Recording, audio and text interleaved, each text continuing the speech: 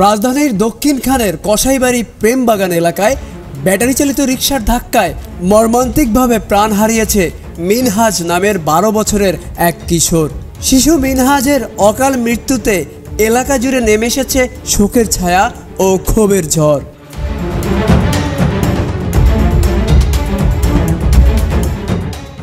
এলাকাবাসীর অভিযোগ, প্রতিনিয়ত বেড়ে চলছে ব্যাটারি চালিত রিকশার সংখ্যা, আর তার সঙ্গে পাল্লা দিয়ে বাড়ছে দুর্ঘটনাও।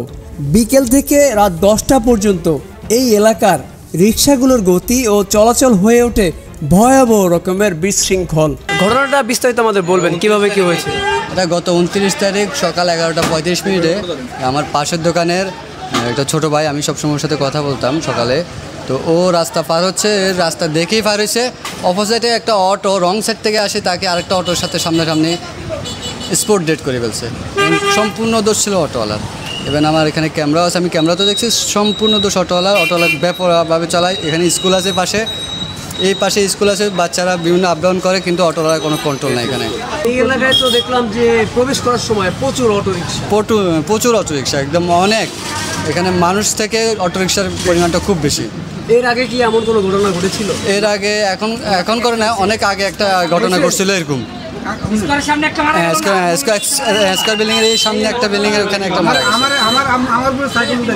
আচ্ছা, আমরা একটা অভিযোগ শুনলাম, যারা ব্যাটারি চালিত রিকশা চালক তাদের যখন প্রশ্ন করা হয় যে এইভাবে কেন চালাও, তখন নাকি তারা উগ্র আচরণ করে। হ্যাঁ, তারা খুবই খারাপ বিহেভ করে, আর যে বলে যারা বলে তাদের উপরে ওরা খুব মানে মারার অবস্থা থাকে। অটোওয়ালা সবাই সেটা কি কিশোর গ্যাংয়ের মতো এরকম টাইপের? প্রায় ওইরকমই, অনেকটা ওইরকমই। এদের লিড দেয় কারা? রাজনৈতিক কেউ নাকি এই ইউনিটি যারা কাজ করে অটো রিকশা? ওদের উপরে অনেক পাওয়ার আছে, ওদের সাথে আমরা পাই না, সেটা অ্যাকুরেটলি বলা যাবে না যে কে লিড দিচ্ছে, ওটা ওই বিষয়ে আমরা জানি না। তবে ওদের অনেক পাওয়ার আছে, ওদের সাথে আমরা কেউ সাধারণ জনগণ পারে না। ব্যস্ত সড়কে একে অপরের সঙ্গে প্রতিযোগিতা করে ছুটে চলা, এসব যেন শহরের রাস্তাগুলোকে পরিণত করেছে মৃত্যু ফাঁদে। পথচারীরা ছোটোখাটো দুর্ঘটনায় প্রতিবাদ জানাতে গেলেও অনেক সময় রিকশা চালকদের উগ্র আচরণের শিকার হতে হয়।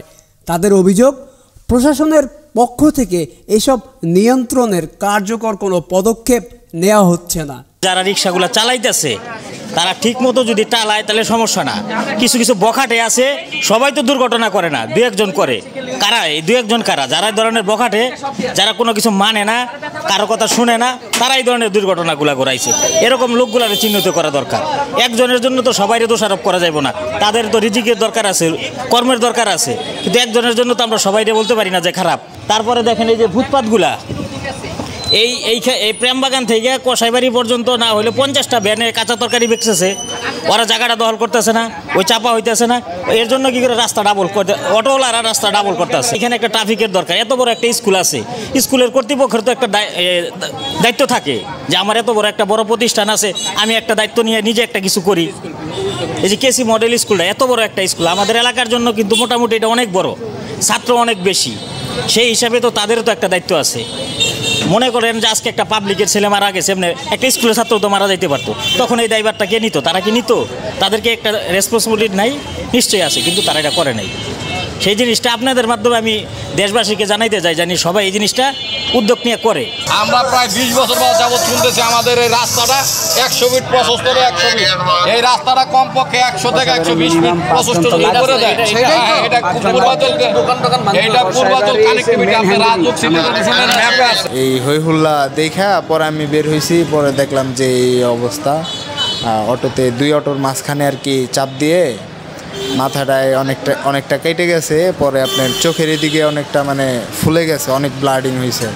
তো আমার মনে হলো যে এখানেই মানে ওর হয়তোবা মানে জানটা বের হয়ে গেছে, মানে আঘাতটা এমন পাইছে। হ্যাঁ, তো তারপরে হসপিটালে নিয়ে গেছে, তারপরে আসলে হসপিটালে নিয়ে গিয়ে আর কি মানে জানতে পারছে যে আসলে সে বাইচা নাই। তো এই জন্য এখানে কি শিশুটি তার পরিবারের সাথে থাকতো? এইখানে আমার জানা মানে ওইরকমভাবে জানা নাই, কিন্তু আমি ওদের 2 ভাইকেই দেখতাম আর কি। এই হোটেলে একজন কাজ করতো, আর ওই ইলেকট্রিকের দোকানে একজন কাজ করতো। ওই ইলেকট্রিকের দোকানের ওই ছেলেটাকেও, মানে যে ছেলেটা মারা গেছে ওই ছেলেটাকেও এই আমাদের এই হোটেলওয়ালা আঙ্কেল বলছিল যে ওনার এখানে কাজ করতে। আসলে উনি মানে ও অনেক মানে ভালো মেধাবী, মানে ও হোটেলের কাজ করবে না, ও ইলেকট্রিক দোকানে মানে কাজ করবে, কারেন্টের কাজ টাজ। তো আসলে সব মিলে আসলে সবাই অনেক মানে দুঃখ পাইছে। দর্শক, আমরা এখন ঠিক মিনহাজের বাসার সামনে অবস্থান করছি। আমরা এখন ভিতরে প্রবেশ করব এবং জানার চেষ্টা করব মিনহাজ কীরকম ছিল, ছেলে হিসাবে কেমন ছিল এবং তার পরিবারের সাথে কিভাবে এখানে বসবাস করত, সেই বিষয়টা আমরা এখান থেকে জানার চেষ্টা করব। আচ্ছা মিনহাজ, ও কি এখানে থাকতো? জি। কার সাথে থাকতো? পরিবারের সাথে থাকতো? পরিবারের ফ্যামিলির সাথে থাকতো। কে কে থাকতো পরিবারে? কে কে ছিল?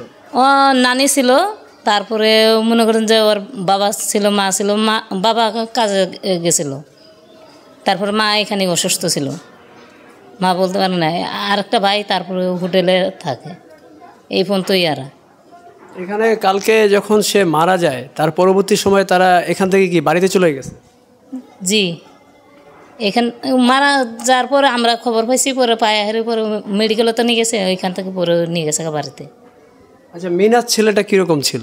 অনেক ভালো ছেলেও ছিল। একটু বিস্তারিত বলেন কিরকম? ও অনেক ভালো ছিল, মানে কে এর সাথে তো স্বামী করতো না, বা কে এর সাথে তো মারামারি করতো না, কে এর সাথে যাইতো না। এক জায়গায় থুইছে, এখন বাপে গরিব, বুঝেন নাই, কাজ করে খা। ওন বাপও ওসে অসুস্থ, মা ওসে অসুস্থ, এলাকাতে ছোটো বাচ্চারা দিছে কাজে, বুঝছেন। এখন মিনহাজ এখন ওইদিকে এখন কী হয়েছে তা তো আমি বলতে পারবো না। দর্শক, আমরা কিন্তু প্রায় ব্যাটারি চালিত রিক্সার ছোটোখাটো দুর্ঘটনা দেখে থাকি, কিন্তু গতকালকে দক্ষিণখানের প্রেমবাড়ি এলাকায় যে দুর্ঘটনা ঘটে তার ফলে কিন্তু একজন 12 বছরের শিশু নিহত হয়, যে ঘটনায় এলাকায় একটি আতঙ্কর সৃষ্টি হয়েছে এবং জনমনে একটি উদ্বেগের সৃষ্টি হয়েছে। দর্শক, এই এলাকার মানুষ কিন্তু এখন একটা আতঙ্কে রয়েছে। তারা প্রশাসনের কাছে একটি দৃশ্যমান সমাধান চাইছে। তারা চাইছে এই এলাকায় যেন নিয়ন্ত্রিতভাবে ব্যাটারি চালিত রিক্সা পরিচালিত হয়। এর পাশাপাশি ঢাকা শহরব্যাপী যেন প্রশাসন তৎপরতা নেয় এই ব্যাটারি চালিত রিক্সার বিরুদ্ধে। দর্শক, আমরা সকলেই চাই একটি সুন্দর রাজধানী গড়ে উঠুক। এলাকাবাসীর দাবি, এখনই যদি সংশ্লিষ্ট কর্তৃপক্ষ সজাগ না হয়, নিয়ন্ত্রণে না আসে এই ব্যাটারি চালিত রিক্সার বেপরোয়া চলাচল, তাহলে এমন মৃত্যু মিছিল থামানো অসম্ভব হয়ে পড়বে। সময় মতো পদক্ষেপ নিতে না পারলে ঢাকার প্রাণ হারাবে ব্যাটারি রিক্সার অন্তজালে। Aminul Islam, news flash 71। Voice of people দেখতে চোখ রাখুন প্রতি শুক্রবার রাত 8টায়।